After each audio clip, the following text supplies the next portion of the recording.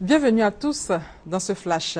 Le président Alassane Ouattara effectue une visite officielle en Corée du Sud du 6 au 9 octobre. Cette visite officielle, la première d'un chef d'État ivoirien en République de Corée, s'inscrit selon l'ambassadeur de la Côte d'Ivoire en Corée du Sud dans le cadre du renforcement de la coopération bilatérale entre les deux pays liés par une longue amitié et par plus de 50 années de fructueuse coopération. Et avant de s'envoler hier pour la Corée du Sud, le chef de l'État a pris part à la prière officielle de la Tabaski. C'était à la grande mosquée de la Riviera Golfe. Les fidèles musulmans ont pris d'assaut les différentes mosquées pour assister à la prière de 2 rakats et au sermon des imams. Après la prière, place à l'immolation du mouton. De plus en plus de patients africains et européens vont en Tunisie pour des soins. Ce qui motive ces patients, c'est le système de santé très développé dans ce pays.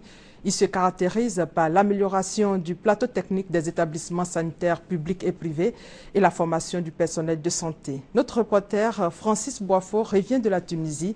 Il vous présente dans cet élément le système de santé tunisien. Regardez.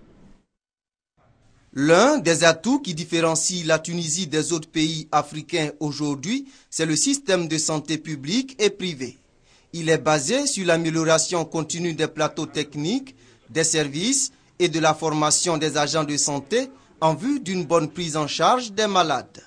Le dispositif sanitaire mis en place attire de nombreux patients à travers le monde. Selon les statistiques de 2013, plus de 400 000 patients qui sont venus en Tunisie. Il y a 80% sont des malades africains et presque 12% européens et le reste c'est de toute origine. Le développement du secteur de la santé repose pour l'essentiel sur la politique initiée par les autorités. Le ministère de la Santé est en charge de l'élaboration de tout cahier de charges pour la mise en place aussi bien d'une infrastructure sanitaire publique ou privée, pour l'acquisition d'équipements lourds pour les investisseurs tunisiens qui veulent mettre en place des cliniques de très haute gamme.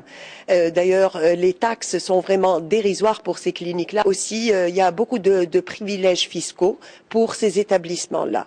Le modèle tunisien de santé présenté au forum Coopération tunisio-africaine, Bâtissons l'avenir, à Yasmine Amamet, séduit les participants. On ne pouvait pas s'imaginer qu'en Afrique, on puisse trouver un plateau aussi performant. Je pense que c'est extrêmement important pour pratiquer la médecine. J'ai été très impressionné par les installations médicales que j'ai eu à visiter.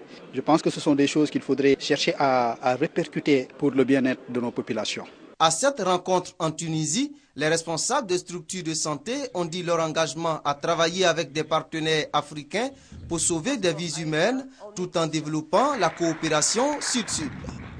Et cette bonne nouvelle dans le cadre de la lutte contre Ebola, l'infirmière française de Médecins sans frontières contaminée par Ebola est guérie. Une information confirmée par MSF.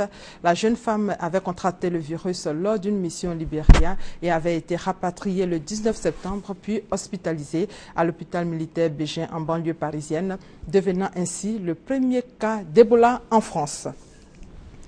Et comme tous les dimanches, vous aurez droit à votre Dimanche Magazine qui va porter sur le nouveau code forestier pour la Côte d'Ivoire. Ce nouveau code forestier a été adopté par les députés ivoiriens le 10 juin dernier. Il vient en remplacement de la loi de 1965.